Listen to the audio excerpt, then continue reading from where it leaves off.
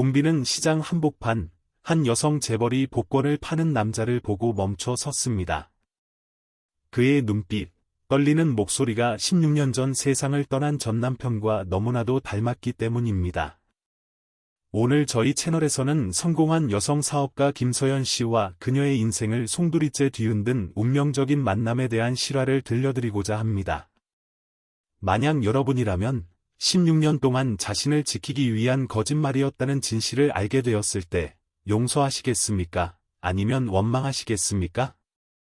여러분의 생각을 아래에 남겨주시고 가슴 깊이 울리는 이 이야기에 귀 기울여 주시기 바랍니다. 연말의 어느 오후, 장흥시장에는 시계가 5시를 향해 가고 있었지만 햇살은 여전히 따가웠습니다. 시멘트 바닥 위로 내리쬐는 햇살은 눈부신 빛의 고리를 만들었고 채소를 가득 실은 트럭 지붕에 반사되었습니다. 바람이 불어와 붉은 흙먼지를 일으키고 상인들의 호객 소리가 뒤섞여 숨가쁘게 울려 퍼졌습니다. 마른 생선 냄새, 전 부치는 냄새, 그리고 노점상들의 땀 냄새가 어우러져 연말을 향해 분주하게 달려가는 남도의 한 시골 마을에 지나고도 익숙한 향기를 만들어냈습니다. 검은색 고급 승용차가 작은 골목 어귀에 사랑의 집 앞에 멈춰 섰습니다. 차 문이 열리고 순백의 하이힐이 먼지 쌓인 흙바닥에 내려졌습니다.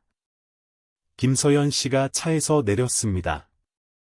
에메랄드빛 개량 한복이 그녀의 날씬한 몸매를 감쌌고 대중 앞에 설 때마다 그러하듯 그녀의 자세는 꿋꿋했고 눈빛은 차분했습니다. 머리는 단정하게 쪽을 졌고 선글라스는 무대 조명과 호기심 어린 시선에 익숙해진 두 눈을 가리고 있었습니다.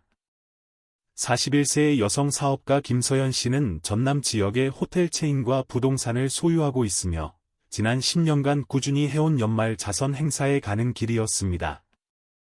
하지만 오늘따라 뭔가 이상했습니다. 차에서 내리자마자 심장이 세차게 뛰기 시작했습니다. 이유는 알 수 없었지만 흙먼지 자욱한 인파 속에서 누군가 자신을 꿰뚫어 보는 듯한 느낌이 들었습니다. 활기차면서도 혼란스러운 풍경 속에서 그녀는 걸음을 늦추었습니다.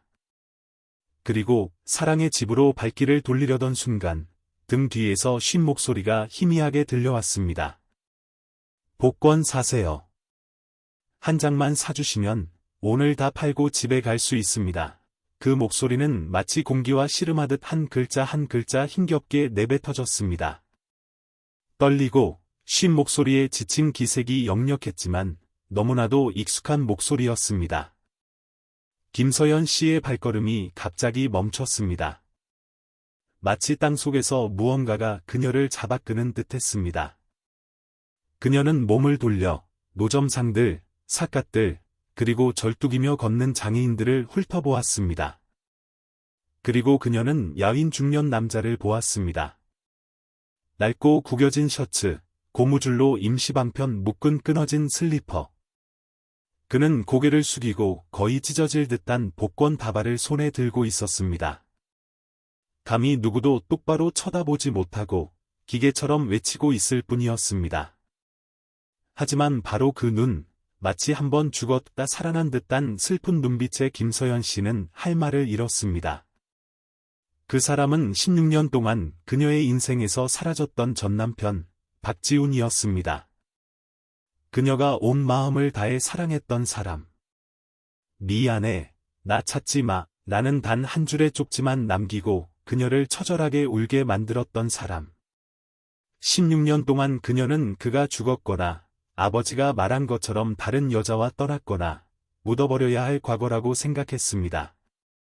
그런데 지금 그가 바로 눈앞에 서 있었습니다. 너무나도 초라한 모습이라서 만약 그 눈빛, 그녀가 유일하게 가족이라 부르고 싶었던 사람의 눈빛이 아니었다면 알아보지 못했을 것입니다. 그녀는 떨며 다가갔습니다. 지훈 씨. 남자가 멈칫했습니다. 어깨가 떨렸습니다. 천천히 그가 고개를 들었습니다. 그 순간 시장은 숨을 죽인 듯했습니다. 여전히 소음과 인파로 가득했지만 그녀에게는 모든 것이 사라진 듯했습니다.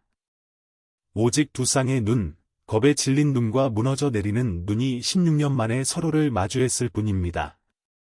박지호는 얼어붙은 듯 서 있다가 갑자기 뒷걸음질 치며 얼굴이 창백해졌습니다. 그리고 한마디 말도 없이 돌아보지도 않고 몸을 돌려 달아났습니다. 잠깐만요.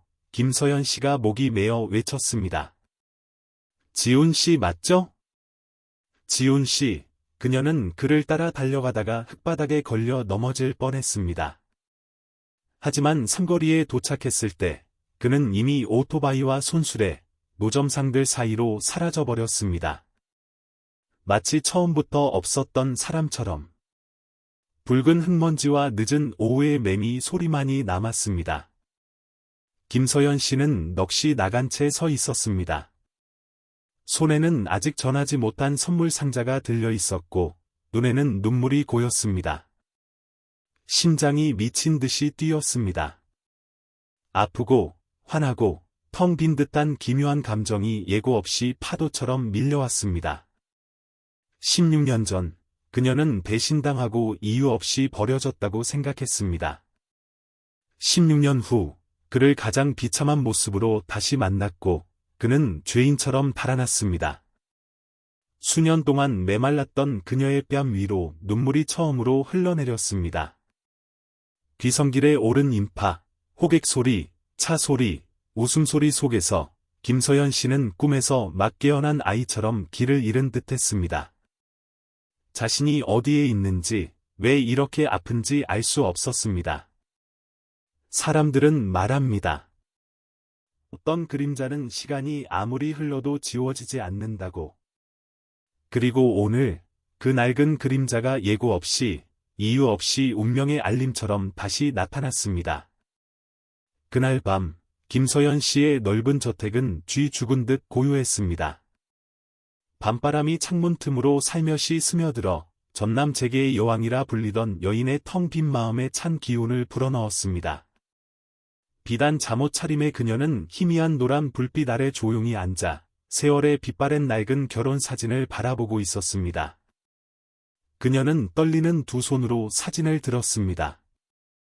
그 사진은 아무도 성공한 여성이 그토록 아픈 기억을 간직하고 있을 것이라 생각하지 못할 화장대 서랍 가장 깊은 곳에 고이 숨겨져 있었습니다. 사진 속에는 행복한 눈빛의 젊은 여인이 순박한 얼굴, 진심 어린 미소, 그리고 밝은 눈빛을 가진 남자의 어깨에 기대어 있었습니다. 그들은 16년 전 결혼식 날의 서연과 지훈이었습니다. 그리고 그 사진은 운명의 그날 밤, 그녀의 마음 속에서 찢겨 나갔습니다. 서연은 입술을 깨물었습니다. 그녀는 지훈이 맨손으로 사업을 함께 일구던 시절 했던 말을 기억했습니다. 내가 나만 믿어준다면 나는 끝까지 너를 지켜줄게. 하지만 그는 그러지 못했습니다. 지켜주기는커녕 그는 그녀에게 너무나 큰 상처를 주어 그 후 수년 동안 누구도 사랑할 수 없게 만들었습니다. 서연은 일어나 식탁으로 천천히 걸어갔습니다. 그녀가 일하는 사람에게 준비하라고 시킨 음식들이 그대로 남아 있었습니다. 차갑게 식어 있었습니다. 그녀는 한 입도 대지 않았습니다. 배가 고프지 않아서가 아니라 마음이 기억의 거센 파도에 휩쓸려 있었기 때문입니다. 김서연 씨는 살며시 눈을 감았고 과거가 홍수처럼 밀려왔습니다. 그녀는 건축학과를 막 졸업하고 옆 동네의 큰 건설 현장에 취직했습니다. 바로 그곳에서 그녀는 성실하고 말수가 적지만 늘 묵묵히 남을 돕던 건설 기술자 박지훈을 만났습니다. 그녀는 그가 떼약볕에 쓰러진 인부의 이마를 닦아주거나 다른 관리자들처럼 그냥 지나치지 않고 부러진 판자를 고치는 모습에 깊은 인상을 받았습니다. 그들의 만남은 낭만적이거나 화려하지 않았습니다. 그저 함께 차를 타고 고향에 가거나 야근할 때 도시락을 나눠 먹는 일이 전부였습니다. 그리고 사랑은 장마 뒤의 강물처럼 빠르고 강하게 피어났습니다. 그녀의 아버지 박 회장이 지훈이 가난뱅이라며 격렬하게 반대했지만 그들은 결혼했습니다. 그놈이 땅 한 평이라도 있는 줄 알아? 그놈이랑 결혼하면 평생 고생할 거야. 박 회장은 으르렁거렸습니다. 하지만 서연은 개의치 않았습니다. 그녀는 사랑을, 그리고 남편의 손을 믿었습니다. 그들은 작은 단칸방을 빌려 함께 행복한 가정을 꿈꿨습니다. 그러던 어느 날 밤, 그녀가 인근 도시에 새로 문을 연 의류회사 지점장으로 정식 부임하기 바로 전날이었습니다. 그녀와 지훈이 꿈꾸던 기회였습니다. 그녀는 그를 놀라게 해주기 위해 예상보다 일찍 집에 돌아왔습니다. 하지만 남편 대신 낯선 여자가 침실에서 나오는 것을 보았습니다. 그리고 지훈은 그 뒤에 서서 창백한 얼굴로 한마디도 하지 못했습니다. 그의 휴대전화에 온 문자 메시지, 몰래 찍힌 사진들, 모든 것이 그녀의 심장을 찌르는 비수 같았습니다. 그녀는 따지지도, 울지도, 소란을 피우지도 않았습니다. 그저 식탁 위에 이혼 서류를 남기고 집을 나섰습니다. 그 후로 그들은 다시 만나지 않았습니다. 16년, 한평생 같은 긴 시간이었습니다. 이제 서연은 여전히 그곳에 앉아 있었습니다. 얼굴은 더 이상 평소처럼 차갑지 않았습니다. 입술은 굳게 다물려 있었고 두 눈은 붉게 충혈되어 있었습니다. 마음 한편에서는 여전히 모든 것이 오해이기를 바랐지만 다른 한편에서는 그가 너를 배신해서라고 속삭였습니다. 그녀는 금고 열쇠를 꺼내 조심스럽게 열었습니다. 두꺼운 서류 뭉치 속에는 회사 지분 서류, 대학 시절의 디자인 스케치, 그리고 낡고 작은 녹음기가 있었습니다. 그녀의 손이 플레이 버튼을 누르자 떨렸습니다. 익숙한 낮고 쉰 목소리가 흘러나왔습니다. 바로 그녀 아버지의 목소리였습니다. 너에게 두 가지 선택지를 주겠다. 하나는 이 돈을 받고 내 딸 인생에서 사라지는 것. 다른 하나는 내 엄마와 할머니가 어떻게 되는지 지켜보는 것. 나는 말하면 하는 사람이야. 내가 트럭 한 대로 그 늙은이들을 미치광이로 만들어버리는 건 일도 아니지. 누가 의심하겠어? 선택해. 그녀의 몸속 피가 얼어붙는 듯 했습니다. 그 후 지훈의 떨리는 목소리가 들려왔습니다. 제발. 그분들을 해치지 마세요. 제가 떠나겠습니다. 하지만 서연이에게는 아무 말도 하지 마세요. 그녀가 아는 걸 원치 않아요. 서연은 손에 힘이 풀렸습니다. 녹음기가 바닥에 떨어져 건전지 덮개가 열렸습니다. 한순간 그녀의 마음속 모든 얼음덩어리가 깨지는 듯했습니다. 모든 의심, 왜 그랬을까 하는 수많은 질문에 대한 답이 이제야 풀렸습니다.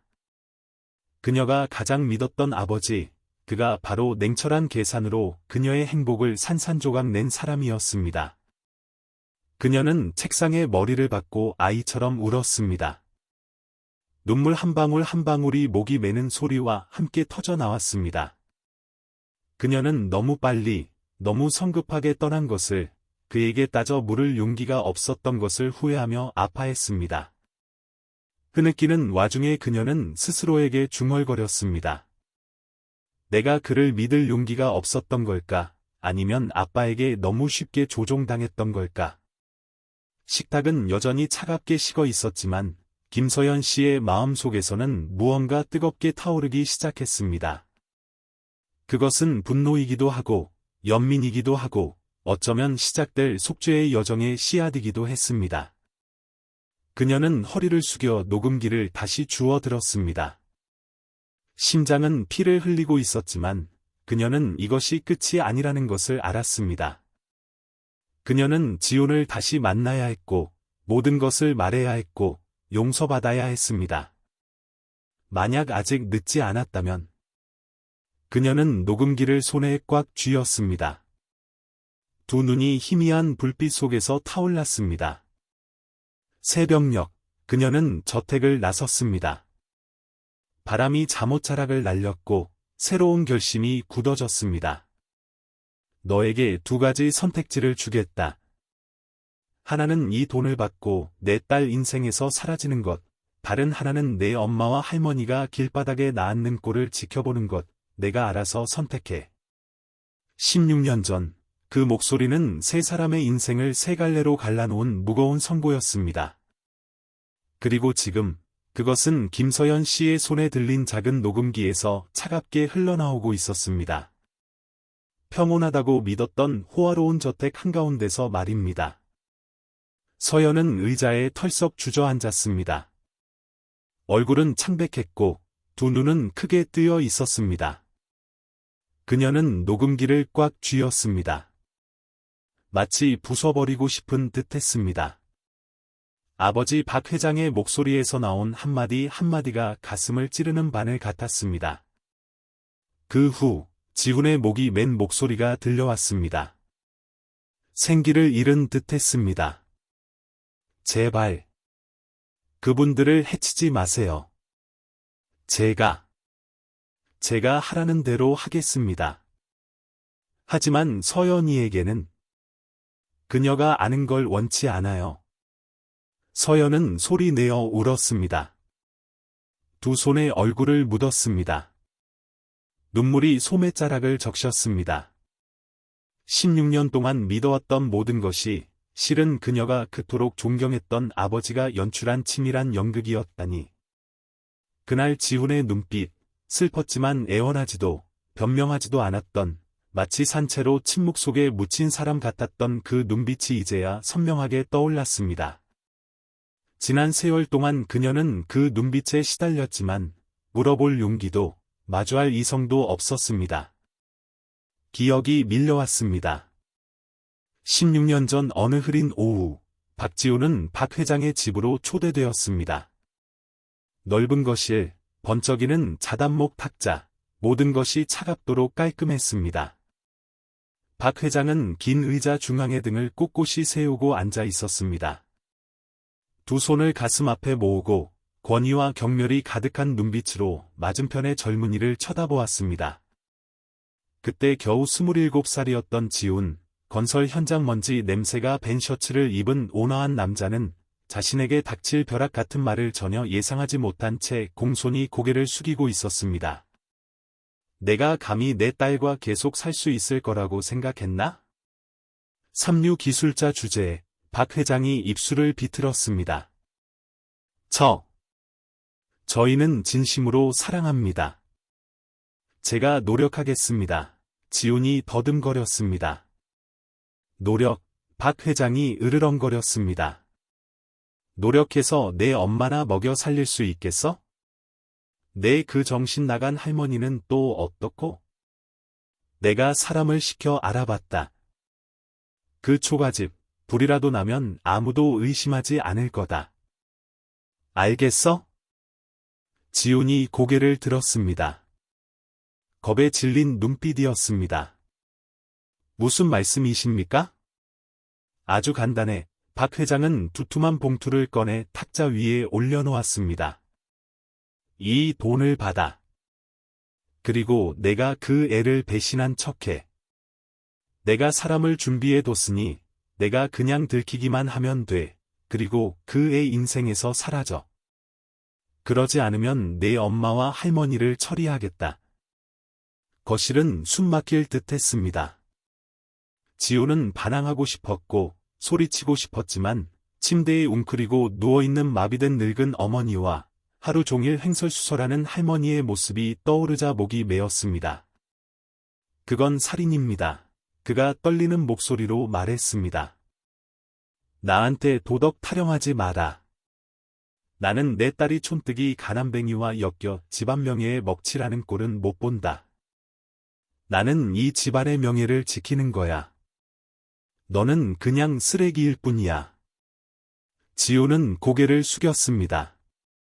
마음속은 폭풍이 몰아쳤습니다. 그는 반항하면 피해를 보는 것이 자신뿐만이 아니라는 것을 알았습니다. 그는 서연을 뼛속까지 사랑했지만 사랑을 지키기 위해 가족의 목숨을 담보로 할 수는 없었습니다. 그날 밤 그는 박 회장이 시키는 대로 했습니다. 박 회장이 고용한 낯선 여자가 그들의 단칸방으로 찾아왔습니다. 그는 마음이 찢어지는 듯했지만 애써 다정한 척했고 서연은 바로 그때 돌아왔습니다. 그때 그녀가 자신을 바라보던 눈빛, 심장을 꿰뚫는 비수 같았지만 그는 해명할 수 없었습니다. 그저 고개를 숙여 그녀가 영원히 떠나도록 내버려 두었습니다. 현재 서연은 고개를 들었습니다. 퉁퉁 부은 붉은 눈으로 벽에 걸린 아버지의 사진을 뚫어지게 쳐다보았습니다. 그룹의 모든 행사에서 위풍당당하게 연설하던 그 남자. 이제 모든 것이 무너졌습니다. 아버지. 그녀가 쉰 목소리로 중얼거렸습니다. 왜 그렇게까지 잔인하셨어요? 그녀는 녹음기를 꽉 쥐고 일어섰습니다. 발걸음이 비틀거렸지만 마음속에는 분노뿐만 아니라 깨달음의 불꽃이 타올랐습니다. 그녀는 마주해야 했고 그 남자를 다시 찾아야 했고 만약 아직 늦지 않았다면 속죄해야 했습니다. 책상 위의 결혼사진, 손안의 녹음기, 그리고 창밖에 짙은 어둠이 그녀를 에워쌌습니다. 하지만 이번에는 그녀는 물러서지 않았습니다. 장흥시장의 낡은 보도블록 위, 한 야윈 중년 남자가 낡은 모자를 쓰고 손에는 복권 다발을 든 채 쉰 목소리로 쉬지 않고 외치고 있었습니다. 복권 사세요. 오늘 마지막 2장 남았습니다. 바람이 불어와 빛바랜 셔츠 자락을 날리자 햇볕에 그을린 흰줄 돋은 손이 드러났습니다. 그의 걸음은 느렸지만 지치지 않았습니다. 얼굴은 풍파에 거칠어졌지만 눈빛에는 여전히 온화함이 남아 있었습니다. 마치 온갖 고난 속에서도 자신만의 무언가를 잃지 않은 듯했습니다. 그는 박지훈이었습니다. 한때 따뜻한 가정을 가졌고 자신을 온 마음으로 사랑해준 아내가 있었지만 16년 전 짧은 하룻밤 사이에 모든 것을 잃었던 남자. 시장이 파한 후 지호는 구불구불한 골목 끝에 자리 잡은 작은 단칸방으로 돌아왔습니다. 빛바랜 양철 지붕 아래 방 안에는 낡은 침대 하나와 모서리가 깨진 나무 탁자, 그리고 몇 가지 단출한 살림살이뿐이었습니다. 그의 어머니 박 여사가 침대에 웅크리고 누워 있었습니다. 허리는 굽었고 두 다리는 약해져 몸을 뒤척이는 것만으로도 작은 신음소리를 냈습니다. 어머니, 약 드세요. 뜨거운 죽 사왔어요. 지훈이 나직이 말했습니다. 박 여사가 놀라지 않도록 조심하는 목소리였습니다. 그의 할머니는 방구석에 앉아 눈 한쪽이 빠진 플라스틱 인형을 손에 들고 있었습니다. 입가에 미소를 띠다가 갑자기 흐느끼고 또다시 웃었습니다. 지호는 놀라지 않았습니다. 할머니는 오랫동안 그렇게 정신이 오락가락했고 때로는 그를 아버지라고 부르기도 하고 때로는 이웃이라고 생각하기도 했습니다. 그는 다가가 낡은 수건으로 할머니의 눈물을 닦아주었습니다. 할머니, 착하지. 울지 마세요. 내일 오후에 할머니가 좋아하시는 절에 가서 햇볕 쬐어요. 할머니가 다시 웃었습니다. 쉰 목소리로 뒤틀린 웃음소리였지만 지훈의 눈에는 그것이 여전히 그가 세상에서 지켜야 할 가장 소중한 것이었습니다. 저녁, 어머니와 할머니를 돌본 후 지훈은 희미한 호롱불 아래 홀로 앉았습니다. 방 안의 전기는 약해서 노란 불빛이 깜빡이며 켜졌다 꺼졌다 했습니다. 책상 위에는 낡은 책 한 권이 놓여 있었습니다. 어린이를 위한 도덕 이야기. 표지는 닳았고 종이는 누렇게 변색되었지만 그는 매일 밤 의식처럼 그 책을 다시 읽었습니다. 이것은 그가 인생이 다른 방향으로 흘러가기 전 절에서 자원봉사로 아이들을 가르칠 때 사용했던 책이었습니다. 그는 더 이상 교사를 할 수 없었습니다. 생계의 무게 때문이었습니다. 하지만 그는 책을 버리지 않았습니다. 읽기 위해서가 아니라 자신을 일깨우기 위해서였습니다. 가난하고 힘들더라도 착하게 사는 법을 잊어서는 안 된다. 마지막 페이지까지 읽고 지호는 멈췄습니다. 책을 덮고 구멍난 천장을 올려다보았습니다. 양철 틈으로 바람이 살며시 스며들었습니다. 서연아. 그가 속삭였다. 미안해. 그때는 다른 방법이 없었어. 그의 목소리가 갈라졌습니다. 확신이 없었습니다. 지난 세월 동안 그는 단 한 번도 그 이름을 입에 올리지 않았습니다. 생각할 때마다 심장이 조여왔습니다. 화가 나서가 아니라 자책감 때문이었습니다. 그는 용서를 바랄 자격이 없다는 것을 알았지만 마음 깊은 곳에서는 여전히 한 번이라도 다시 만나 16년 동안 간직해온 말을 하고 싶었습니다. 지호는 일어나 어머니의 이불을 조심스럽게 덮어주고 할머니의 어깨를 주물러 주었습니다. 방 안은 고요해졌습니다. 오직 틈새로 부는 바람 소리와 세월의 낡은 벽이 내쉬는 한숨 소리뿐이었습니다. 창밖에는 희미한 달빛이 걸려 있었습니다. 지호는 말없이 달을 바라보았습니다. 바람이 불어와 책상 위에 복권 종이들을 흩날렸습니다. 그의 마음속도 결코 가라앉지 않는 수많은 상념들로 소란스러웠습니다. 달빛이 갑자기 구름에 가려졌습니다. 어둠이 방 안을 뒤덮었습니다. 그는 손을 뻗어 호롱불을 다시 켰습니다. 불꽃이 희미하게 타오르다가 이내 안정되었습니다.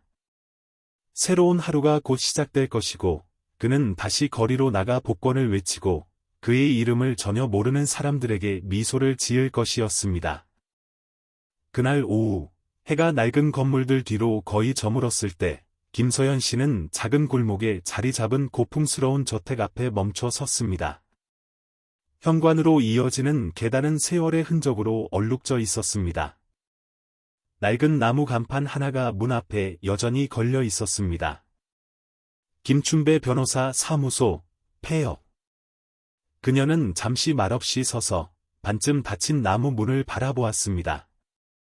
손에는 더 이상 아무런 의미도 없는 비싼 핸드백을 꽉 쥐고 있었습니다.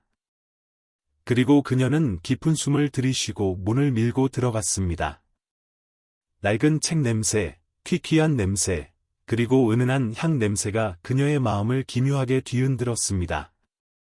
마치 자신의 기억 속으로 거슬러 올라가는 듯했습니다. 한때 가족의 개인 변호사였던 김춘배 씨는 이제 백발이 성성하고 야윈 모습으로 책더미 사이에 앉아 있었습니다. 그는 고개를 들었습니다. 그녀를 보자 그의 시선이 잠시 멈췄습니다. 서연 아가씨, 무슨 일로 오셨소? 그가 쉰 목소리로 물었습니다. 그녀는 빙빙 돌리지 않았습니다. 진실을 알고 싶습니다. 아버지가 지훈 씨에게 서명하라고 했던 계약서, 있습니까? 그는 할 말을 잃었습니다. 넘기던 책장 사이에서 그의 손이 멈췄습니다. 무거운 침묵이 연기처럼 방 안을 가득 메웠습니다. 서연 아가씨, 없던 일은 알면 더 아플 뿐이요. 아가씨는 이미 충분히 아팠소. 저는 단 한 번이라도 명확히 알고 싶습니다. 용서받아야 할 사람을 원망하지 않고 용서받을 자격 없는 사람을 용서하지 않기 위해서요. 김 변호사는 등을 곧게 펴고 일어섰습니다. 그는 낡은 나무 장롱으로 다가갔습니다. 문을 열 때 그의 손이 살짝 떨렸습니다. 세월의 먼지가 묻어나는 서류 더미 속에서 그는 마침내 두툼하고 먼지 쌓인 봉투 하나를 꺼냈습니다. 내가 이걸 간직했던 건 일부는 내가 비겁했기 때문이고 다른 일부는 아가씨가 알지 않는 게 낫다고 생각했기 때문이요. 그는 봉투를 그녀 앞에 놓으며 더 이상 아무 말도 하지 않았습니다. 서연은 손을 뻗어 봉투를 열었습니다. 안에는 낡은 타자기로 인쇄된 A4 용지 한 장이 있었습니다. 종이는 누렇게 변색되고 모서리는 구겨져 있었습니다. 위에는 개인 비밀 유지 및 혼인관계 종료 합의서라는 제목이 있었습니다. 그녀는 마치 벗겨진 자신의 심장을 읽는 듯 한 줄 한 줄 읽어 내려갔습니다. 갑 박지호는 을 김서영과의 이혼에 동의하고 모든 연락을 중단하며 제3자에게 어떠한 이유나 상황도 누설하지 않을 것을 약속한다. 그 대가로 갑은 친족인 모친과 외조모를 돌보기 위해 1억 원의 지원금을 받는다. 어떠한 누설, 재접근 또는 이해 제기 행위는 위반으로 간주되며 을은 법적 조치를 취할 권리가 있다. 종이 끝에는 박지훈의 서툰 서명과 억지로 찍은 듯한 검은 지장이 피처럼 묻어 있었습니다. 그 아래 유언 같은 작은 글씨 한 줄이 있었습니다. 나는 어머니와 할머니를 위해 받아들입니다. 내가 잘 살기를 바란다. 서연의 눈이 흐려졌습니다. 손에 든 종이가 숨 쉴 때마다 떨렸습니다. 그녀는 종이를 접어 가슴에 품었습니다. 마치 마음속에 채워지지 않는 빈자리를 메우려는 듯했습니다. 그랬구나. 모든 게 사실이었구나. 그녀가 목이 메어 말했습니다. 김 변호사는 조용히 앉아 감히 그녀의 눈을 쳐다보지 못했습니다. 그의 목소리가 바람처럼 스쳐 지나갔습니다. 지훈 군이 나를 찾아와 박 회장 따님이 이 사실을 알지 못하게 해달라고 간청했소. 그는 미움받는 것이 박 회장 따님이 위험에 처하는 것보다 낫다고 말했소. 그는 단지 언젠가 진실이 다시 언급될 필요가 있을 때를 대비해 내가 사본 하나를 보관해주기만을 부탁했소. 서연은 일어섰습니다. 두 눈은 붉게 충혈되어 있었습니다. 그녀는 고개를 숙여 인사했지만 목소리는 단호했습니다. 감사합니다, 변호사님. 나머지는 제가 알아서 하겠습니다. 그녀의 발걸음은 단호했습니다. 돌아보지도 망설이지도 않았습니다. 밖에서는 노을이 여전히 붉게 타오르고 있었습니다. 태양도 마치 목이 맨 듯 먼지 쌓인 변호사 사무실 유리창을 통해 마지막 빗줄기를 비추었습니다. 한 장의 종이가 고통 속에서 서명되었던 곳, 이제 한 사람의 인생의 파편처럼 떨어지고 있었습니다. 서연은 밖으로 나섰습니다. 저녁바람이 얼굴을 스치고 머리카락이 헝클어졌습니다. 그녀는 손에 든 계약서 사본을 꽉 쥐었습니다. 눈을 감았습니다. 마치 더 이상 흐느끼지 않으려는 듯 손에 든 누렇게 변색된 계약서, 떨리는 글씨 한자 한자가 바람에 피처럼 흩날렸습니다. 비는 늦은 오후부터 밤늦게까지 끈질기게 내렸습니다. 장흥시장 변두리의 구불구불한 골목길, 허름한 양철 지붕 위로 차가운 빗방울이 뚝뚝 떨어져 젖은 보도블록을 적셨습니다. 동네 스피커에서 흘러나오는 방송 소리가 빗소리에 섞여 쓸쓸한 분위기를 더했습니다.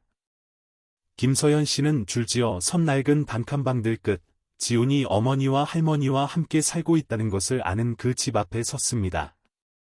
그녀의 떨리는 손에는 낡은 회색 스웨터가 담긴 종이 가방이 들려 있었습니다.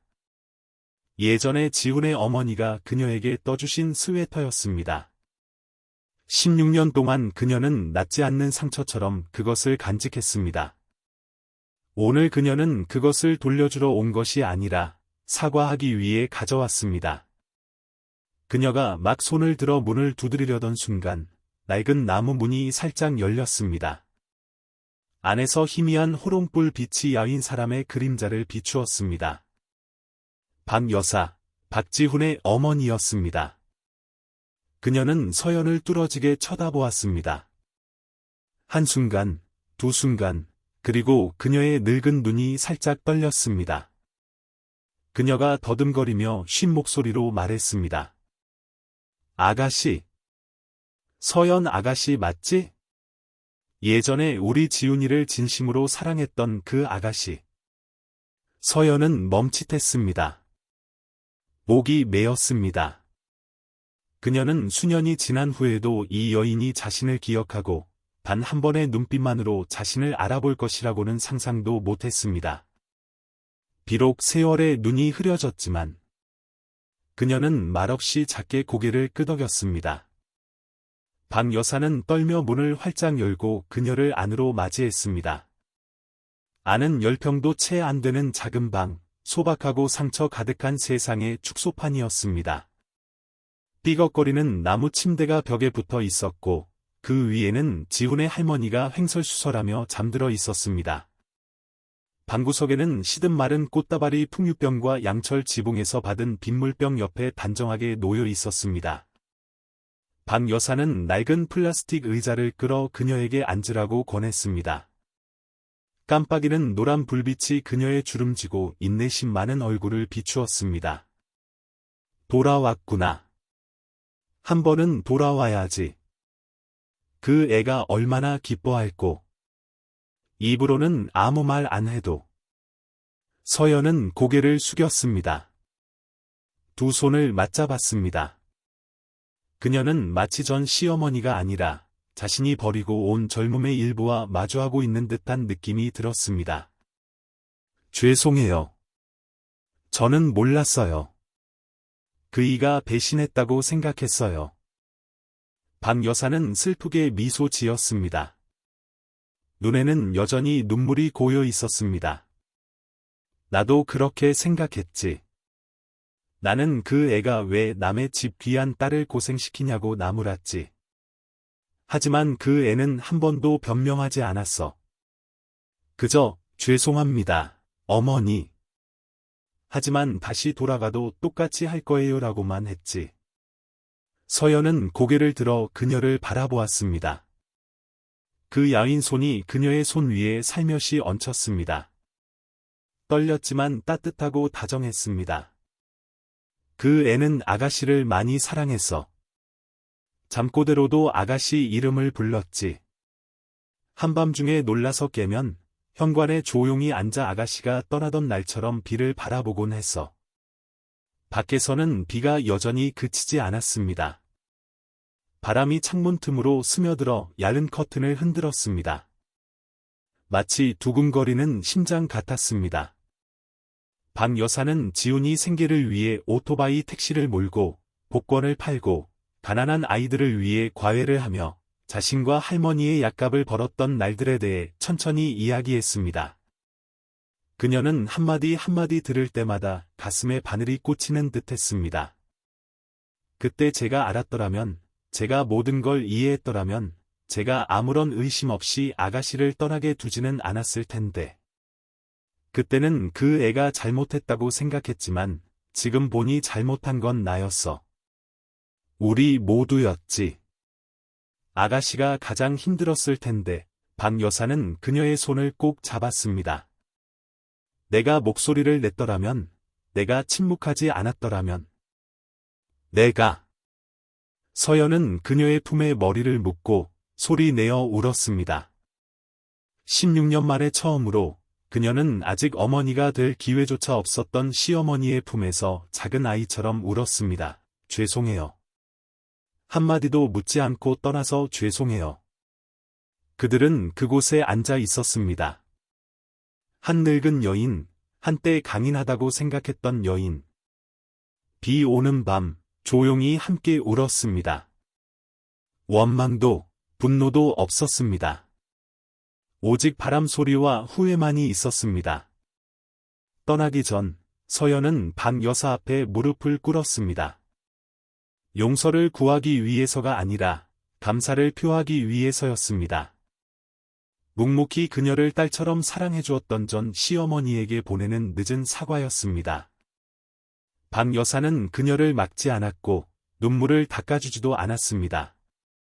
그저 빗소리에 섞일 듯 말 듯 한마디 조용히 말했습니다. 한 사람이라도 허리를 숙일 줄 알았다면 평생을 잃지는 않았을 텐데. 서연은 단칸방을 나섰습니다.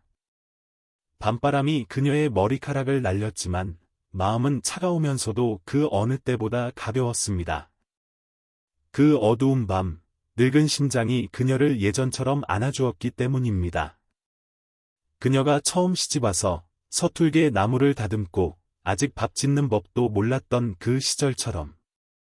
오래된 시계의 째깍거리는 소리가 넓은 거실 공간에서 느리게 울려 퍼졌습니다. 화려했던 저택은 이제 차갑고 고요해져 마치 말하지 못한 비밀들을 묻어둔 거대한 무덤 같았습니다. 김서연 씨는 떨리는 두 손으로 아버지 박 회장 앞에 섰습니다. 유리 탁자 위에는 누렇게 변색된 계약서와 방금 복사한 녹음 테이프가 놓여 있었습니다. 크리스탈 샹들리의 불빛이 글자들을 비추자 마치 피처럼 반짝였습니다. 그녀는 처음 몇 초간 아무 말도 하지 않았습니다. 그저 아버지를 바라보며 예전의 따뜻함을 조금이라도 찾아보려 애썼습니다. 하지만 그의 얼굴은 몇 개의 주름이 더 생겼을 뿐 여전히 예전처럼 차가웠습니다. 아버지, 그녀의 목소리가 쉬어 있었습니다. 왜요? 왜 저와 지훈이, 그리고 제가 힘들게 쌓아 올린 작은 가족에게 그런 짓을 하셨어요? 박 회장은 가슴 앞에 팔짱을 끼고 등을 꼿꼿이 세웠습니다. 명령에 익숙한 사람의 자세였습니다. 그는 바로 대답하지 않았습니다. 그녀의 눈을 똑바로 쳐다보다가 꽃이 거의 다 져가시만 앙상하게 남은 발코니 박장미 정원으로 고개를 돌렸습니다. 딸아, 나는 해야 할 일을 했을 뿐이다. 그것은 너를 위해서, 너의 미래를 위해서였다. 서연은 입술을 깨물어 피가 날 뻔했습니다. 그녀는 손을 뻗어 계약서를 그의 앞으로 밀었습니다. 아버지는 사람에게 서명을 강요하고 침묵을 돈으로 사는 것을 저를 위한 것이라고 부르시는군요. 그리고 이 녹음 테이프, 부정하실 건가요? 박 회장은 여전히 당황한 기색이 없었습니다. 그는 종이 위에 몇 줄을 훑어보고는 내려놓았습니다. 부정하지 않는다. 숨기지도 않는다. 너는 너무 마음이 여려. 자신을 보호하는 방법을 모른다. 만약 내가 그놈 같은 놈과 살게 놔뒀다면 가난하고 미래도 없고 배운 것도 없는 놈과 내 인생이 어떻게 됐겠느냐? 서연이 이를 악물었습니다. 그는 기술자였어요. 사랑할 줄 알고 착하게 살 줄 아는 사람이었어요. 아버지는 그에게서 모든 것을 빼앗아갔고 저에게서 선택할 권리를 빼앗아갔어요. 그가 비웃었습니다. 선택. 여자는 감정을 선택해서는 안 된다. 현실을 선택해야지. 사랑은 뜬구름 같은 거야. 가족, 경력, 돈만이 너를 살게 해줄 것이다. 그녀가 붉게 충혈된 눈으로 소리쳤습니다. 그럼 저는 평생 사랑할 수도 없고 행복할 권리도 없다는 건가요? 단지 아버지가 저를 부자로 만들고 싶어서, 아버지가 만들어준 자리에 걸맞게 살게 하고 싶어서요? 가정부가 반쯤 닫힌 문 옆에 숨어 감히 숨도 크게 쉬지 못하고 모든 것을 듣고 있었습니다. 20년 이상 박 회장을 모시면서 그녀는 그와 서연 씨가 오늘처럼 맞서는 것을 본 적이 없었습니다. 내 말이 맞다. 나는 내가 걸맞기를 바란다. 너는 그것에 감사해야 한다. 박 회장이 여전히 평온한 목소리로 말했습니다. 감사. 그녀가 웃음을 터뜨렸습니다. 눈물이 흘러내렸습니다. 제가 사랑하는 사람을 배신하도록 아버지가 강요한 것에 감사해야 하나요? 그의 어머니와 할머니가 구석에서 겨우 살아가도록 내버려 둔 것에 감사해야 하나요? 제 심장을 짓밟고 그것을 사랑이라고 부르는 것에 감사해야 하나요? 그는 대답하지 않았습니다. 그는 일어나 책장으로 천천히 다가가 낡은 사진 앨범을 꺼냈습니다. 그는 앨범을 열어 그와 그녀의 결혼 사진이 있는 페이지를 넘겼습니다. 한때 그가 수치스럽다고 여겼던 사진이었습니다. 나는 내가 내 엄마의 운명을 되풀이하는 것을 원치 않았다. 그가 나직이 목이 맨 듯 말했습니다. 맹목적인 사랑을 선택하고 공경에 처한 여자. 나는 내가 그 전철을 밟는 것을 허락할 수 없었다. 서연은 고개를 들어 그를 오랫동안 바라보았습니다. 아버지는 실수를 반복하셨어요. 하지만 더 나쁘게. 아버지는 저를 굶주림으로 죽이지 않고 냉담함으로 죽이셨어요. 발코니에서 불어온 바람이 하얀 커튼을 살며시 흔들었습니다. 정원에서는 장미 꽃잎이 바람에 흩날렸습니다. 거실은 그녀가 이혼 후 돌아왔던 첫날처럼 여전히 차가웠습니다. 텅 비고 외로웠습니다. 박 회장은 앨범을 닫았습니다. 그는 그녀를 돌아보지 않았습니다. 나는 모든 것을 너를 위해 했다.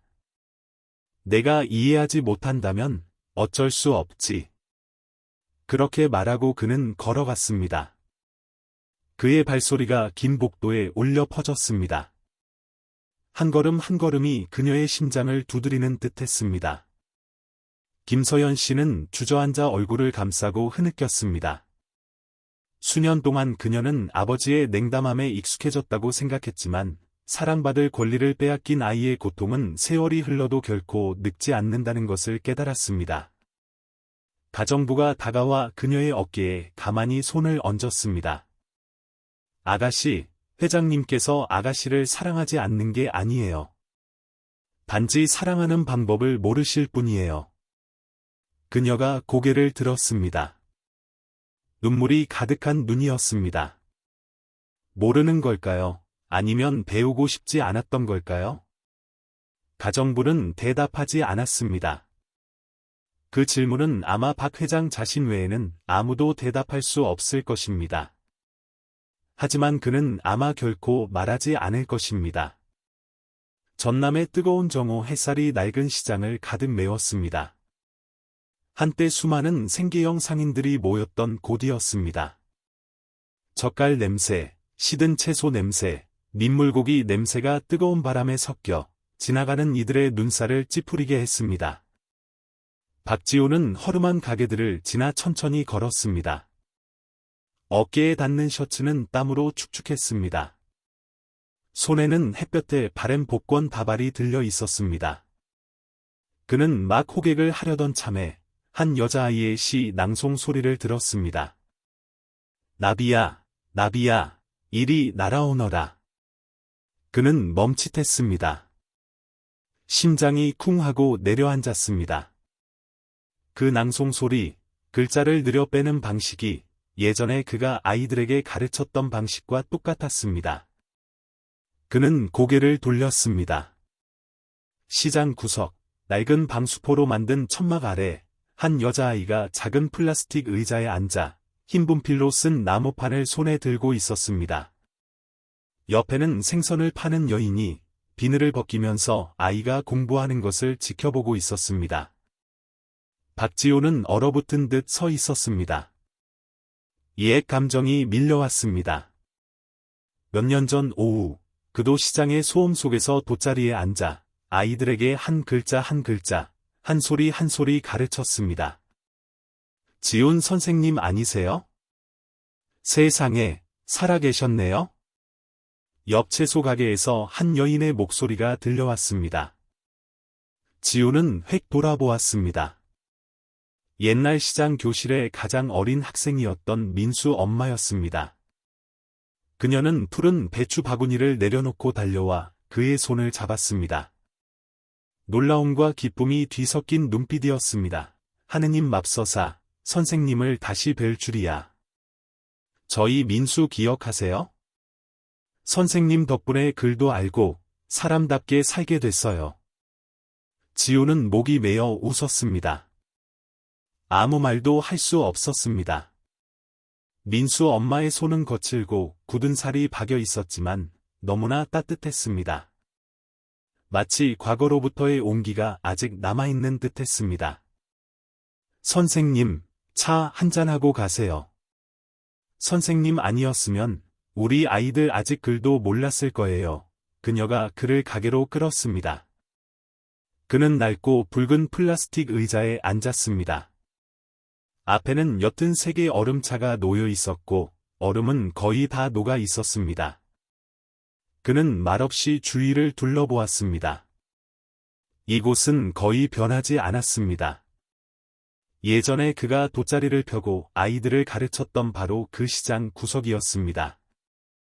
선생님 아세요? 민수 엄마가 갓을 다듬으며 이야기를 시작했습니다.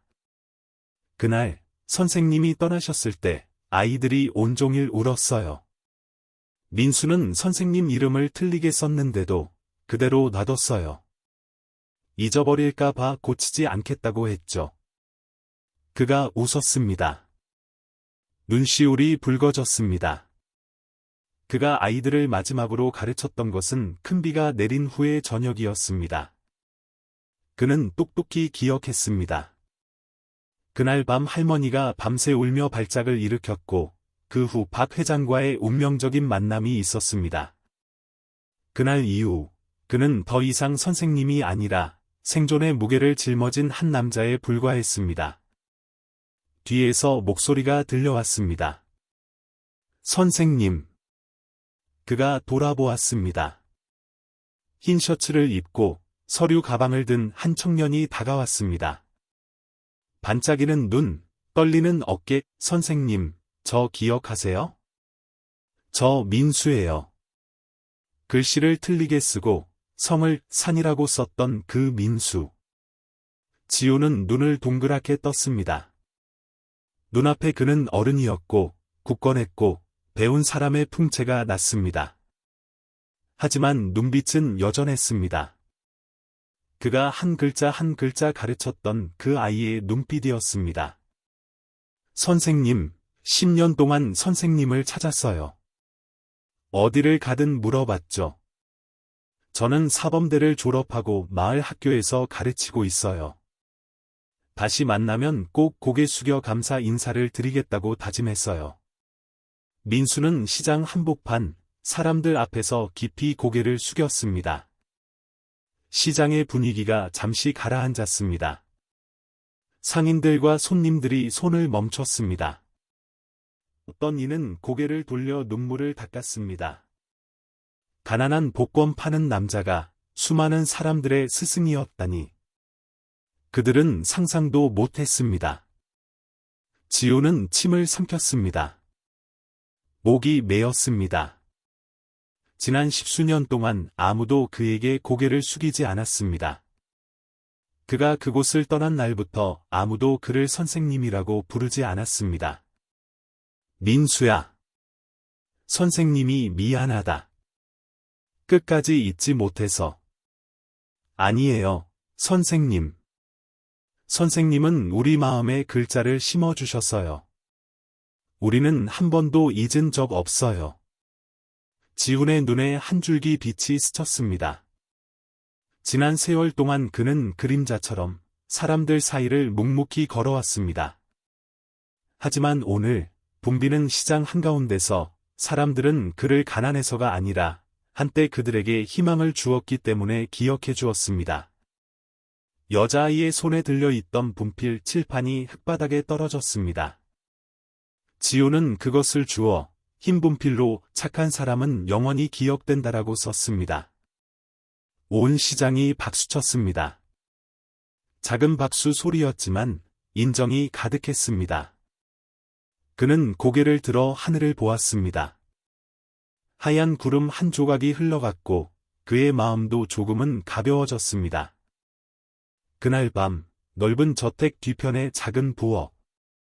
깜빡이는 형광등 불빛이 켜졌다 꺼졌다 하며 수년 동안 쌓여온 사람의 마음처럼 공간을 비추었습니다. 낡은 주전자에서 물 끓는 소리가 나직이 울려 공간을 더욱 침묵하게 만들었습니다. 마치 온 집이 아주 희미한 숨을 쉬고 있는 듯했습니다. 김서연 씨는 식탁 구석에 조용히 앉아 세월의 빛바랜 벽을 멍하니 바라보았습니다. 장흥시장에서의 귀갓길은 여전히 마음속에 맴돌았습니다.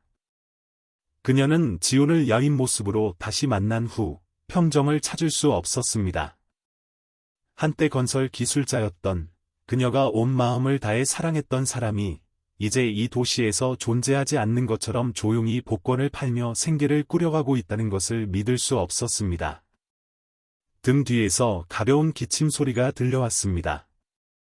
그녀의 집안에서 30년 넘게 일하며 그녀가 맨발로 복도를 뛰어다니던 어린 시절부터 곁에 있었던 늙은 가정부 박 여사였습니다. 아가씨.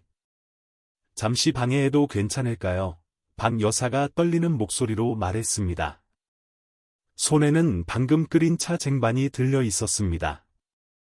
서연은 고개를 끄덕이고 맞은편 의자에 앉으라고 손짓했습니다. 박 여사는 주머니에서 낡은 손수건에 고이 쌓인 무언가를 꺼냈습니다. 펼쳐보니 그것은 누렇게 변색된 결혼 사진이었습니다. 예전에 서영과 지훈이 교회 문 앞에서 찍었던 사진. 사진은 반으로 찢어져 서연 쪽만 남아 있었습니다. 아가씨가 집을 나가셨던 그날 밤을 기억하세요? 제가 정원에서 지훈 도련님을 마지막으로 본 사람이었어요. 서연은 멈칫했습니다. 심장이 손에 꽉 쥐어진 듯했습니다.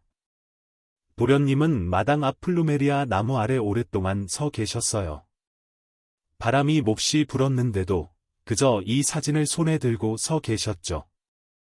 그리고 반으로 찢으셨어요. 하지만 전부 버리지는 못하시고 아가씨가 있는 쪽만 간직하셨어요. 공간이 잠시 침묵에 잠겼습니다. 형광등이 살짝 깜빡이며 두 여인의 그림자를 벽에 비추었습니다. 한 늙은 그림자, 한 외로운 그림자. 그날 회장님께서 누군가에게 전화하시는 걸 들었어요. 목소리가 아주 거칠었죠. 전부 다는 못 들었지만 대충 그놈이 비열하다고 믿게 만들어야 그 애가 단념할 거다. 어중간하게 믿게 두지 말라고 말씀하시는 것 같았어요. 박 여사는 말을 멈추고 식은 찻잔에 물을 더 따랐습니다. 주름진 손이 떨렸습니다. 그리고 회장님께서 저에게 계약서를 거실로 가져오라고 하셨어요. 그때 지훈 도련님이 앉아 계셨죠. 머리를 숙이고 계셨어요. 회장님께서는 도련님에게 돈을 받고 이혼에 동의하고 이 사실을 절대 누설하지 않겠다는 서약서에 서명하라고 강요하셨어요. 저는 똑똑히 봤어요. 도련님이 우시는 거려. 남자인데 우시더군요. 아가씨도 아시잖아요. 김서연 씨는 손을 꽉 쥐었습니다. 그럼 그때 할머니는 다 알고 계셨군요. 저도 알았죠. 하지만 아무 말도 못했어요.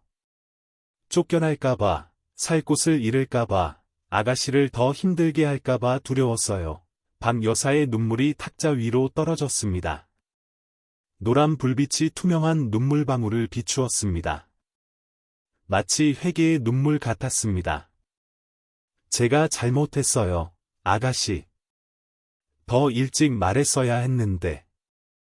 그때 제가 말했더라면 아가씨가 그렇게 아프게 떠나지는 않았을 텐데. 지훈 도련님이 지금처럼 되지는 않았을 텐데. 서연은 일어섰습니다. 그녀는 식탁을 돌아 박 여사에게 다가갔습니다.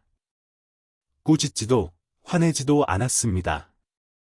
그녀는 허리를 숙여 그 늙은 여인을 꼭 안았습니다. 마치 부서진 기억의 한 조각을 다시 껴안는 듯했습니다. 할머니를 탓하지 않아요. 제가 더 일찍 알았더라면 좋았을 텐데요. 그녀의 목소리가 메었습니다.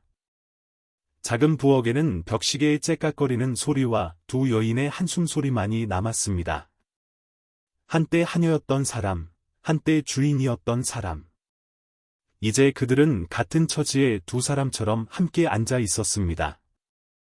맞은편 벽에는 찢어진 결혼 사진이 찻장 위에 단정하게 놓여 있었습니다. 창문 틈으로 가벼운 바람이 불어와 사진을 살짝 들어 올렸습니다. 마치 누군가가 기억의 한 조각을 땅에서 조심스럽게 들어 올려 조금이라도 가벼워지기를 바라는 듯했습니다. 때로는 사람은 용서를 바라는 것이 아니라 자신이 평생 안고 살아야 했던 두려움을 이해해주는 사람을 바랄 뿐이다. 그날 밤 차가운 바람이 반쯤 닫힌 창문 틈으로 살며시 불어왔습니다. 뒤뜰에서 들려오는 벌레 소리가 나뭇잎 스치는 소리와 섞여 마치 자연이 아무도 감히 입에 담지 못할 비밀을 속삭이는 듯했습니다. 저택 2층 침실, 희미한 노란 스탠드 불빛이 순백의 벽을 비추고 있었습니다. 벽에는 아이들의 그림이 가득 걸려 있었습니다. 크레용으로 그린 단순한 그림들. 집 한 채, 웃는 해, 손을 잡고 있는 세 가족. 왼쪽 구석에는 작은 액자 하나가 걸려 있었습니다.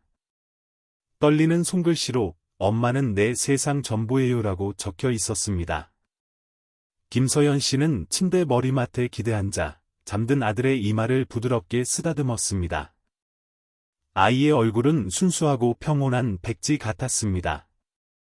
티 없이 맑았습니다. 아이의 이름은 민철, 올해 만 15살이 되었습니다.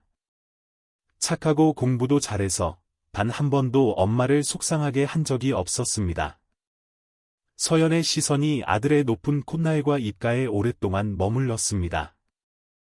그녀는 손가락을 뻗어 아들의 입술을 살며시 만지고는 바람처럼 작은 소리로 속삭였습니다. 이해야, 나중에 내 아빠가 누구인지 알게 되면 엄마를 원망할까? 아무도 그녀에게 대답하지 않았습니다.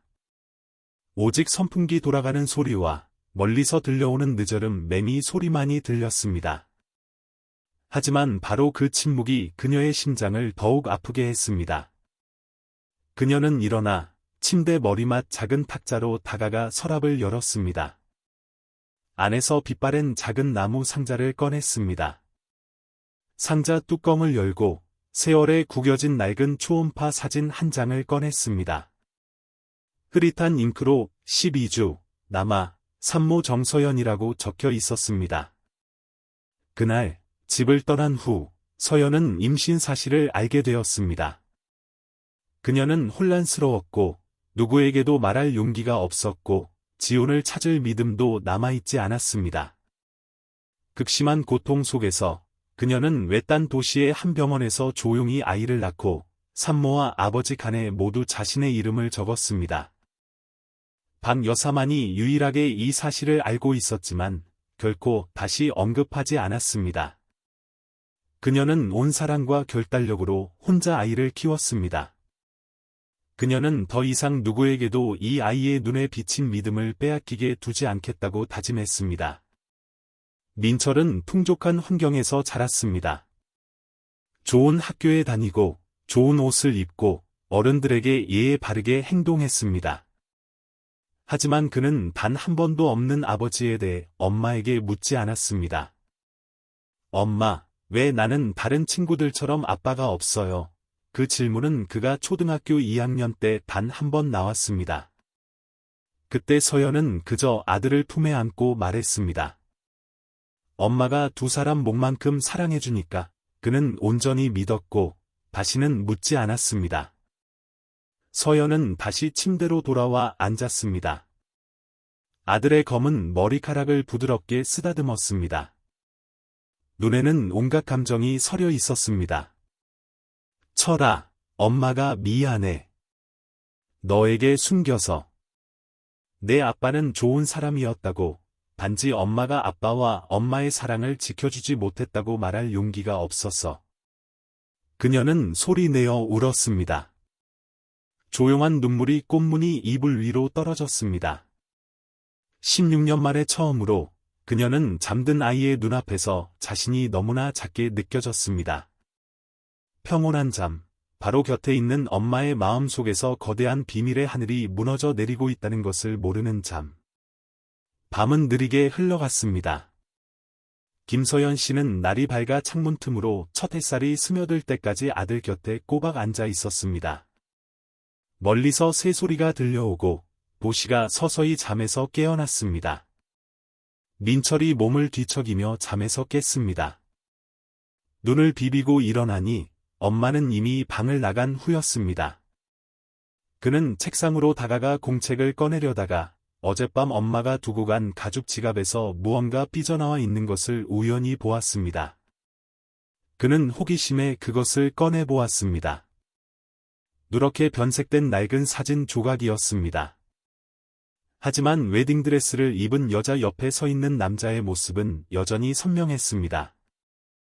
남자의 얼굴은 반쪽만 남아 있었지만 그 윤곽이 이상하게도 낯익었습니다. 민철은 멍하니 서 있었습니다. 그는 사진 조각을 가슴에 품었습니다. 심장이 이상하게 빨리 뛰는 것을 느꼈습니다. 처음으로 수년 동안 억눌러왔던 질문이 마음속에서 터져 나왔습니다. 내 아빠는 누구일까? 그리고 왜 나는 한 번도 알지 못했을까? 그는 엄마가 가꾸는 부겐빌레아 덩굴 아래로 내리쬐는 아침 햇살이 비치는 창밖을 바라보았습니다. 그의 눈에는 호기심과 기대가 마치 땅속에서 막 돋아난 작은 새싹처럼 싹트기 시작했습니다. 어떤 진실은 아무리 오랜 세월 묻혀 있어도 다시 돌아올 길을 찾는다. 그것들은 사라지는 것이 아니라 단지 관련된 사람들이 그것을 똑바로 마주할 용기를 갖고 더 이상 피하지 않을 만큼 충분히 사랑하게 될 때까지 기다릴 뿐이다. 그날 오후, 하늘은 평온했고 노을이 졌습니다. 해가 지기 직전에 따뜻한 주황색 빛이 추수 중인 논두렁을 비추었습니다. 황금빛 들판이 끝없이 펼쳐져 있었고 벼 익는 향긋한 냄새가 강둑을 향해 바람에 실려왔습니다. 강물은 마치 16년 전 사람들이 잊고 버린 기억의 파편들을 품고 있지 않은 듯 조용히 흘러갔습니다. 박지호는 강가의 작은 오솔길에 자전거를 세웠습니다. 그는 한때 고통 속에서 놓아버렸던 여자, 김서연 씨를 돌아보았습니다. 그녀는 여전히 아름다웠지만 이제 그 아름다움은 예전처럼 젊고 빛나지 않았습니다. 세월을 통해 잘 다듬어진 옥처럼 깊고 성숙한 아름다움이었습니다. 둘은 말없이 낡은 돌 의자로 걸어갔습니다. 의자 표면에는 여전히 예전의 칼로 새긴 글씨가 남아 있었습니다. 지훈 서연 20XX. 시간이 흘러 이끼가 덮였지만 글씨는 희미하게나마 알아볼 수 있었습니다. 서연은 새겨진 글씨에 손을 댔습니다. 손이 살짝 떨렸습니다. 시원한 바람이 불어와 그녀의 머리카락을 부드럽게 날렸습니다. 옛 향기, 강물 냄새, 볏짚 말리는 냄새, 들판의 냄새가 기억 속에 스며들었습니다.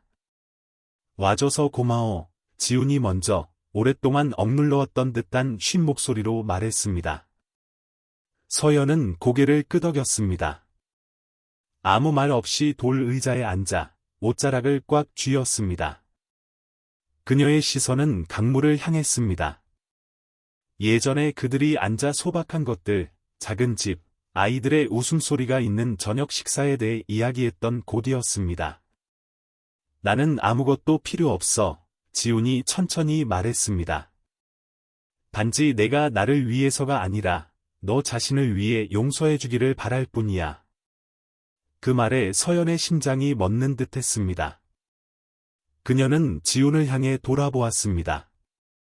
눈빛은 이제 더 이상 책망이나 왜라는 질문이 아니었습니다. 때로는 용서가 상대방을 편하게 해주기 위해서가 아니라 자기 자신이 평온해지기 위한 것이라는 깨달음이었습니다. 지훈은 허리를 숙여 주머니에서 종이에 쌓인 작은 물건을 꺼냈습니다. 펼쳐보니 그것은 시들었지만 여전히 둥근 모양을 유지하고 있는 풀 반지였습니다. 풀잎은 누렇게 변색되었지만 바로 그 때문에 그것은 그 어느 때보다 소중해 보였습니다. 마치 진실했던 사랑의 증거처럼. 내가 떠난 날부터 간직했어.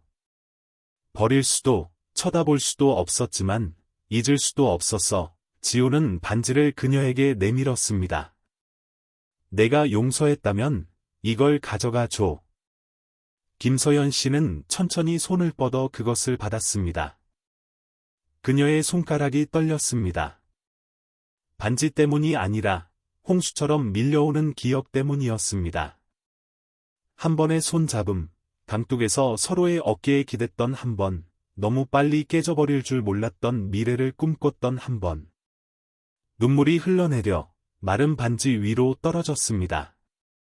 하지만 그녀의 입가에는 뇌우 속 희미한 빛처럼 옅은 미소가 번졌습니다.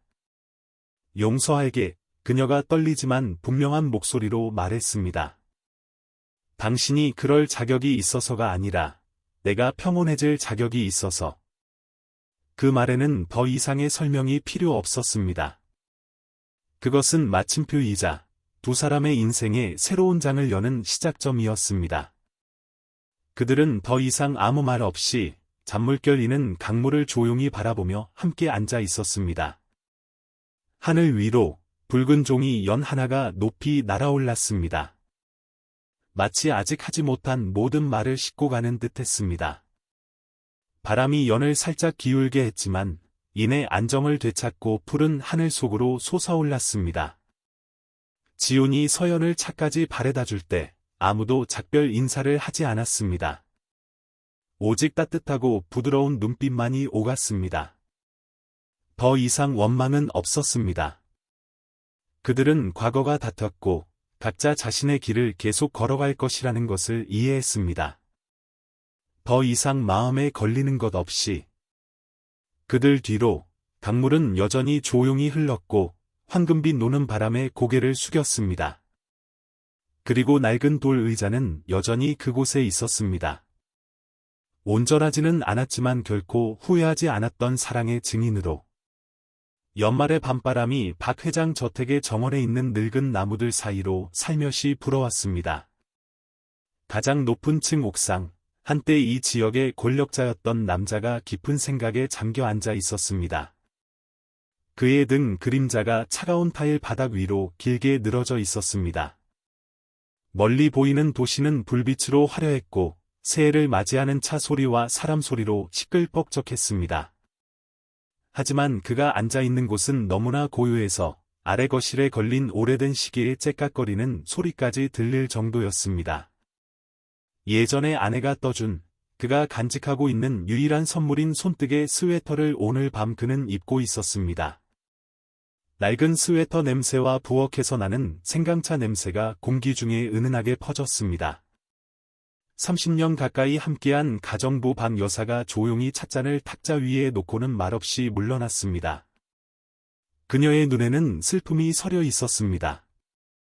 마치 이 집 주인이 마음에 무거운 짐을 지고 있다는 것을 아는 듯했습니다.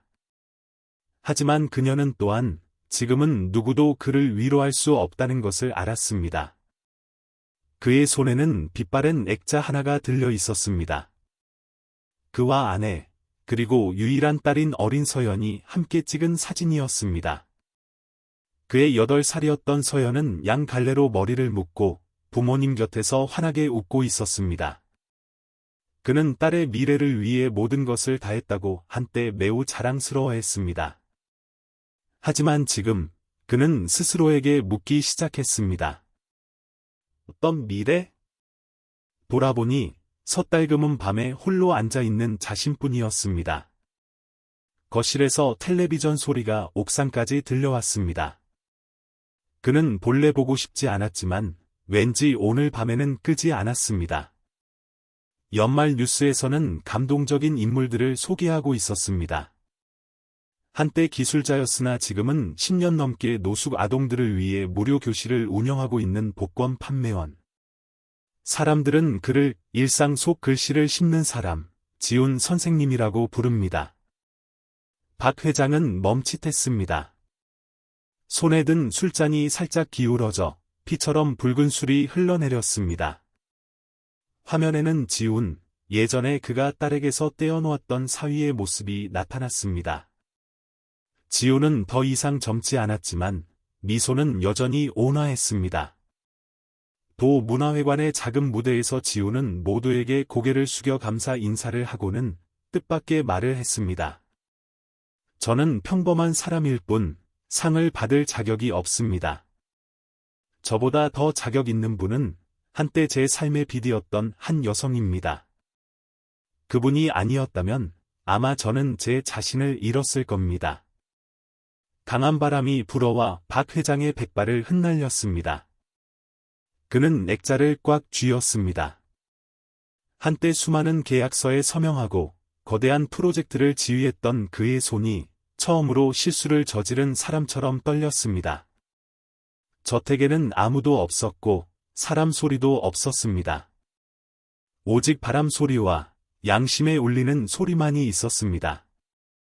그는 마음 깊은 곳에서 문을 두드리기 시작했습니다. 그는 고개를 숙이고 입술을 움직였습니다. 내가 잘못했다, 딸아. 말이 끝나자마자 술잔이 손에서 떨어져 발밑에서 산산조각 났습니다. 술이 피처럼 흘러 차가운 타일을 붉게 물들였습니다. 도시에서 비춰오는 희미한 불빛 속에서 그 남자는 갑자기 초라할 정도로 작아 보였습니다. 밖에서는 불꽃놀이가 터졌습니다. 빗줄기들이 밤하늘을 가르며 묵은 해의 어둠을 불태우려는 듯했습니다. 새로운 해의 희망을 열기 위해. 하지만 그는 돌아보지 않았습니다. 그저 일어나 옥상 문으로 천천히 걸어가 문을 쾅 닫았습니다. 마치 벌어지고 있는 모든 즐거운 소리를 차단하려는 듯. 넓은 방 안에는 그의 비틀거리는 등 그림자만이 남았습니다. 노란 불빛이 그의 얼굴에 깊게 파인 주름을 비추었습니다. 비즈니스 세계에서 모든 싸움에서 이겼고 딸의 인생을 세세하게 계획했던 것을 자랑스러워했던 남자. 이제 그는 조용히 자기 자신에게 패배했습니다. 어떤 불꽃놀이도 후회의 가벼운 두드림 소리를 덮을 만큼 크지 않았습니다. 어떤 빛도 자신이 옳다고 생각했기 때문에 모든 것을 잃은 한 아버지의 외로움을 가릴 만큼 밝지 않았습니다. 그 섣달금은 밤, 저택에는 깜빡이는 등도, 축배를 드는 사람도, 떡국이나 쓴맛 나는 멜론 수프 냄새도 없었습니다. 오직 식탁 위에 차가운 생강차 한 잔, 바닥에 엎어진 액자, 그리고 수년 동안 침묵하다가 마침내 자신의 마음 소리를 듣기 시작한 박 회장만이 있었습니다. 새해 첫날 아침, 떨어진 매와 잎 위로 이른 아침 안개가 자욱했습니다. 저택 뒤 작은 정원에는 가벼운 바람이 불어와 마음을 가라앉히는 쌀쌀함을 실어 날랐습니다. 현관 옆 낡은 나무 탁자, 박 회장은 말없이 앉아 있었습니다. 떨리는 손으로 검은 만년필을 쥐고 있었습니다. 십수년 동안 만지지 않았던 물건이었습니다. 앞에 놓인 백지는 3번이나 교체되었습니다. 몇 줄 쓰고는 구겨서 옆 쓰레기통에 던져 넣었습니다. 하지만 이번에는 그는 멈추지 않았습니다. 서툰 글씨가 눈물에 번지며 나타났습니다.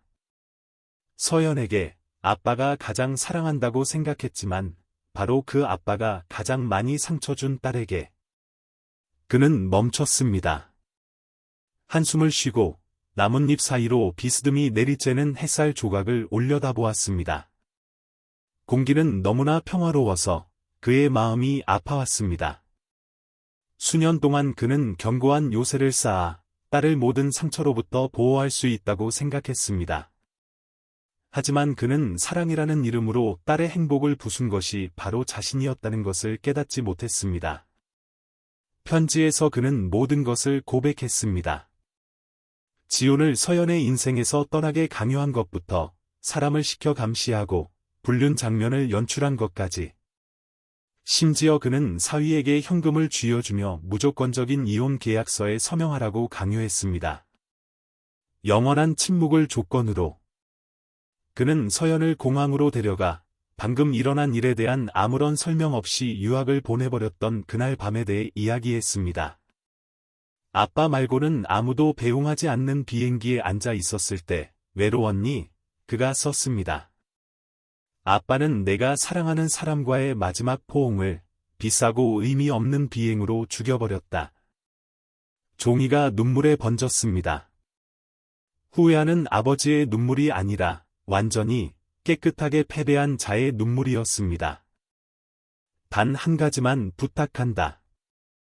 내가 용서해주기를 바라는 게 아니라 단지 어릴 때처럼 원망 없이 거리감 없이 아빠라고 한 번만 불러주기를 바랄 뿐이다. 내가 아빠라고 부르는 목소리가 너무 그립다. 그 줄까지 쓰고 그는 책상에 머리를 박았습니다. 그의 야윈 몸이 노란 햇살이 가득한 공간 속에서 작아 보였습니다. 도시 반대편의 저택, 김서연 씨는 막 회의를 마치고 돌아왔습니다. 방으로 들어가자 박 여사가 두툼한 봉투를 건네주었습니다. 봉투 위에는 목이 멜 정도로 익숙한 필체가 있었습니다. 그녀는 바로 열지 않았습니다. 어머니의 재단이 있는 방으로 가져갔습니다.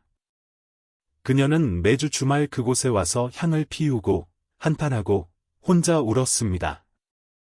흔들리는 촛불빛에 서연에게라는 글씨가 선명하게 비치자 그녀의 손이 떨리기 시작했습니다. 편지는 거의 10장에 달했습니다. 읽을수록 그녀의 입술은 굳게 다물렸고 눈물은 어느새 흘러내려 마지막 줄까지 적셨습니다. 편지에는 변명이 없었습니다. 오직 권력의 옷을 벗어 던진 한 아버지가 처음으로 실수를 저지른 아이의 어조로 진실을 쓴 것뿐이었습니다. 내가 잘못했다. 아빠는 내 사랑을, 내 믿음을 죽인 것을 사과한다. 아빠는 피어났어야 할 한 가정을 파괴한 것을 사과한다. 서연은 소리 내어 울었습니다. 아이처럼 울었습니다. 그녀는 편지를 가슴에 품고 어머니의 제단 앞에 무릎을 꿇었습니다. 떨며 말했습니다.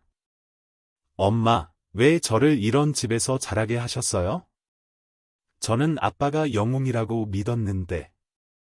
그 느낌이 멀리서 들려오는 절의 종소리와 섞여 길게 이어졌습니다.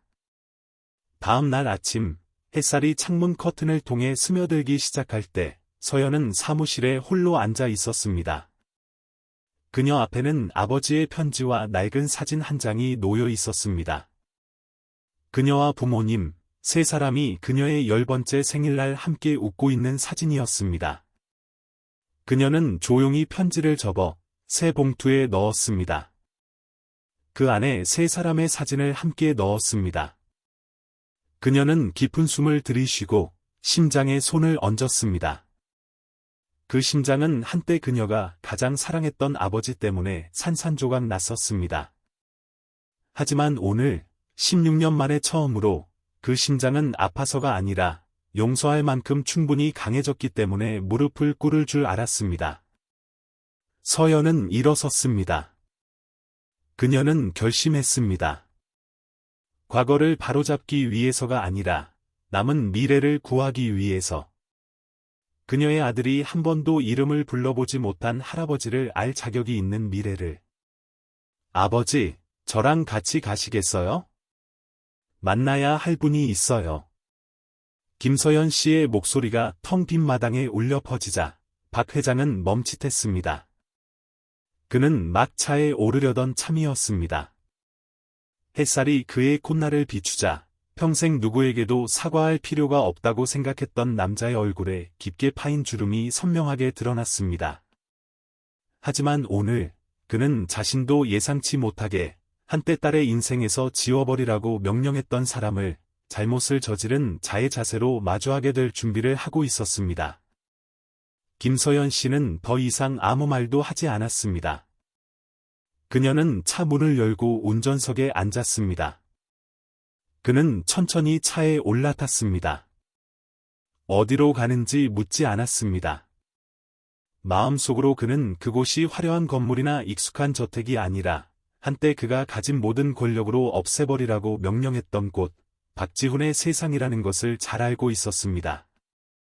자원봉사 교육센터는 노동자 동네의 작은 골목에 자리 잡고 있었습니다. 그곳은 본래 낡은 목공소였지만 지훈이 몇몇 친구들과 함께 모은 돈과 기부금으로 개조한 곳이었습니다. 주된 공간은 교실로 사용되었고 색종이로 만든 알파벳이 걸려 있었습니다. 책상과 의자는 작았고 벽은 얼룩덜룩했지만 깨끗했습니다.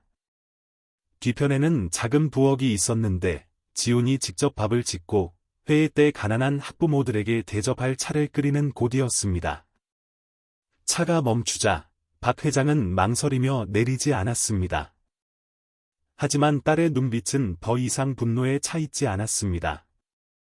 오직 그가 외면할 수 없는 무언가, 모든 것을 극복한 사람의 평온함만이 있었습니다.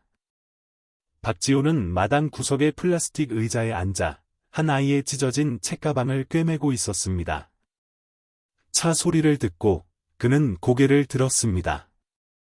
순간 모든 소음이 멎는 듯 했습니다. 김서연 씨가 문을 열었고 박 회장이 그 뒤를 따랐습니다. 어깨는 약간 구부정했습니다. 아무도 아무 말도 하지 않았습니다. 세 사람은 한때 갈라졌던 강물의 세 갈래가 마지막 구비에서 마주친 것처럼 서로를 바라보며 서 있었습니다. 앉으시지요. 지훈이 평온한 목소리로 말했습니다. 그는 일어나지 않았지만 눈빛에는 여전히 예의가 깃들어 있었습니다. 교실 안에서 몇몇 아이들이 밖을 내다보았습니다. 한 여자아이가 친구를 툭 쳤습니다. 저 아줌마, 너무 예쁘다. 영화배우 같아. 나는 자네 말을 들으러 왔네. 박 회장이 입을 열었습니다. 지훈은 잠시 침묵했습니다. 그는 책망하지도 비꼬지도 않았습니다. 그저 손에 든 바늘을 내려놓고 차분하게 말했습니다. 저는 더 이상 회장님은 원망하지 않습니다. 회장님이 용서받을 자격이 있어서가 아니라 제 아들이 돌처럼 차가운 심장을 가지고 진정한 사랑이 무엇인지 모르는 사람으로 자라기를 원치 않기 때문입니다. 박 회장은 할 말을 잃었습니다. 그 말들은 수년 동안 굳건했던 그의 자존심에 가해진 일격 같았습니다. 고맙네. 자네가 아직 살아있어서 그가 나직이 말했습니다. 마치 평생의 무게가 어깨를 짓누르는 듯 그는 고개를 숙였습니다. 평생 처음으로 한때 사위였던 무자비하게 쫓아냈던 사람 앞에서 김서연 씨는 말없이 서 있었습니다. 눈시울이 붉어졌습니다. 그때 교실 문이 열리고 민철이 수학책을 손에 들고 나왔습니다. 그는 세 어른을 보고 멈칫했습니다. 그의 시선이 박 회장에게 멈췄습니다. 잠시 놀란 기색이 스쳤지만 이내 그는 미소 지었습니다. 엄마, 이제 집에 가요? 단순한 질문이었지만 분위기가 가라앉았습니다. 박 회장은 소년을 바라보았습니다. 마치 그 안에서 무언가 무너져 내리는 듯했습니다. 서연을 쏙 빼닮은 작은 입, 지훈의 맑은 눈빛. 그는 이것이 바로 자신이 존재조차 몰랐던 아이, 자신의 피, 눈물, 그리고 한 번도 만져보지 못한 행복의 한 방울이라는 것을 알았습니다. 누구의 대답도 기다리지 않고 민철은 다가가 한 손으로는 박지훈의 손을, 다른 한 손으로는 할아버지에게 손을 내밀었습니다. 같이 가요, 할아버지. 집에 밥 있어요. 박 회장은 대답하지 않았지만 그의 눈은 눈물로 그렁그렁했습니다. 그는 손을 뻗어 내밀어진 작은 손을 잡았습니다. 그 손은 가볍지만 따뜻했습니다. 마치 수년 동안 아무도 건드리지 못했던 그의 마음속 얼음덩어리를 녹이는 듯했습니다. 세 사람, 세 개의 긴 그림자가 낡은 시멘트 바닥 위로 드리워졌습니다. 저녁 햇살이 따뜻한 황금빛띠를 만들어 앞으로 길게 뻗어나갔습니다. 아무도 아무 말도 하지 않았지만 그들의 한 걸음 한 걸음은 옳고 그름이 필요 없는, 단지 돌아올 줄 아는 것만으로도 충분한 사람들이 가족이라고 부르는 그것의 발걸음이었습니다. 새봄 첫날 아침, 가벼운 바람이 교실 창문을 통해 불어와 갓뱀 벼 냄새와 아직 잉크 냄새가 나는 책 냄새를 섞어 날랐습니다. 늙은 타마린드 나무 아래 자리 잡은 무료 학습센터는 새싹을 틔웠습니다. 평소보다 더 활기찬 분위기였습니다. 작은 마당에는 학생들이 직접 만든 색실 장식이 가득 걸려 있었습니다. 천으로 만든 현수막에는 분필로 쓴 정성스러운 글씨가 적혀 있었습니다. 새 학년 새 학기, 사랑의 싹이 다시 돋아납니다. 지호는 흰 셔츠를 입고 새 학생 명단을 손에 들고 교실 현관 앞에 서 있었습니다. 그의 얼굴에는 더 이상 옛날의 그늘진 모습이 없었습니다. 눈가의 세월의 흔적은 오히려 그의 온화한 시선을 더욱 밝게 만들어주는 듯했습니다. 교실 문 옆 나무틀에는 예전에 그 풀 반지가 걸려 있었습니다. 오래전에 말랐지만 깨지지 않은 둥근 모양을 그대로 간직하고 있었습니다. 한 젊은 여학생이 다가왔습니다. 새로운 자원봉사자였습니다. 그녀가 머뭇거리며 물었습니다. 선생님께서 다른 사람의 평안을 지키기 위해 자신의 행복을 포기하셨던 그분이 맞으신가요? 지호는 가볍게 웃으며 긍정도 부정도 하지 않고 고개를 끄덕였습니다. 그 질문은 더 이상 그에게 짐이 아니었습니다. 그것은 마치 근원으로 돌아간 작은 시냇물처럼 수년 동안 상처와 침묵 속에서 버텨온 그의 마음을 더 이상 휘젓지 않았습니다. 교실 안, 낡은 나무 책상들이 깨끗하게 닦여 있었습니다. 이제 16살이 된 민철은 교복 깃을 바로잡고 개회사를 위해 강단 앞에 섰습니다. 그는 지훈 선생님의 옛 제자이자 첫 제자였습니다. 비록 그 사실은 나중에야 알려졌지만 손님들이 가득했습니다. 동네 주민들, 학부모들, 그리고 선생님이 처음 교실을 열었던 날을 기억하는 졸업생들까지. 뜻밖에도 박 회장도 왔습니다. 더 이상 거만한 기업 총수가 아니라 머리가 희끗희끗한 노인이었습니다. 그는 손수 표지를 싼 낡은 교과서 몇 권을 들고 있었습니다. 그는 새로 만든 도서관 서가에 책을 올려놓으며 나직이 말했습니다. 글자는 과거를 가리지 않는다. 배우고 싶은 사람은 누구나 배울 자격이 있다. 김서연 씨는 부엌에서 파차와 설날떡을 준비하는 것을 돕고 있었습니다.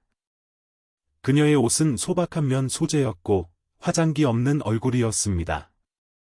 하지만 현관 지붕을 통해 비치는 햇살이 그 모습을 비추자 이상하게도 평온해 보였습니다.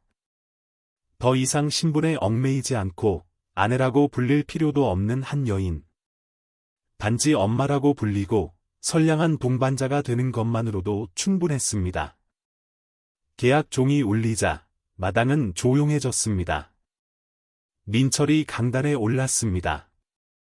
그는 예년처럼 성적 보고서를 읽는 대신 학생용 노트 한 장을 꺼냈습니다.